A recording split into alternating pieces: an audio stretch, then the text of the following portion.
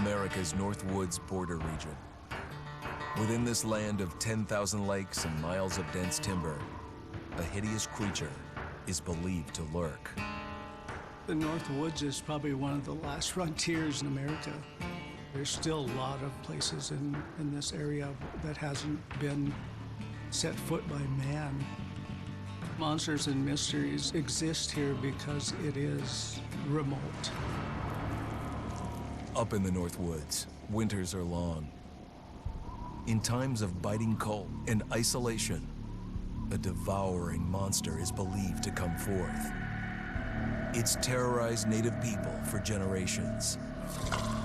Growing up, I was told, like, don't go outside, the Wendigo will get you.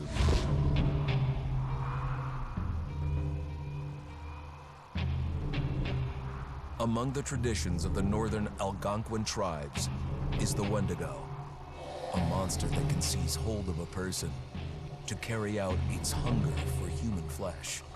Many Native Americans fear even talking about this Wendigo, and even the mention of the name will let the Wendigo find out where you are, and it will open you up to be possessed by this Wendigo. The most famous case of a Wendigo possession took place in 1879. In the deep woods outside of Edmonton, Alberta. Swift Runner, a Cree Indian, was a trapper and a guide. He had left town the previous autumn with his wife, 6 children, and his mother. But when Swift Runner returned in spring, he was alone.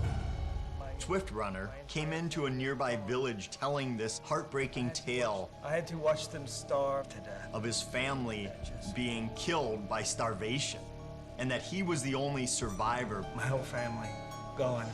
It wasn't hard to understand a family falling victim to a brutal winter. To even not. Yet something was suspicious about Swift Runner.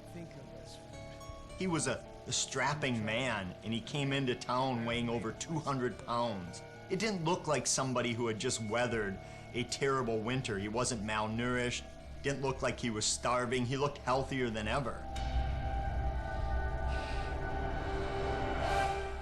After a few nights, it became clear that something was wrong. He started having night terrors, screaming in his sleep. I am the Wendigo! Villagers alerted the police. Swift Runner actually guided them back to his winter cabin. When they got there, that's when they saw the true horror.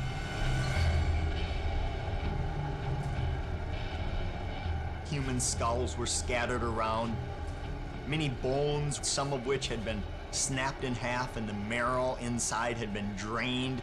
They had never seen anything like it. Swift Runner had killed his entire family, shooting them, hitting them with an axe, strangling, and then eating most of their bodies.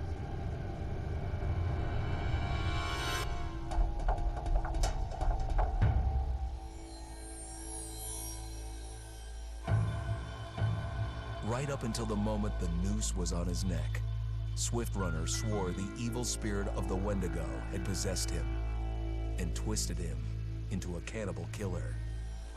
When he was on the gallows, Swift Runner himself said, "I am no longer a man.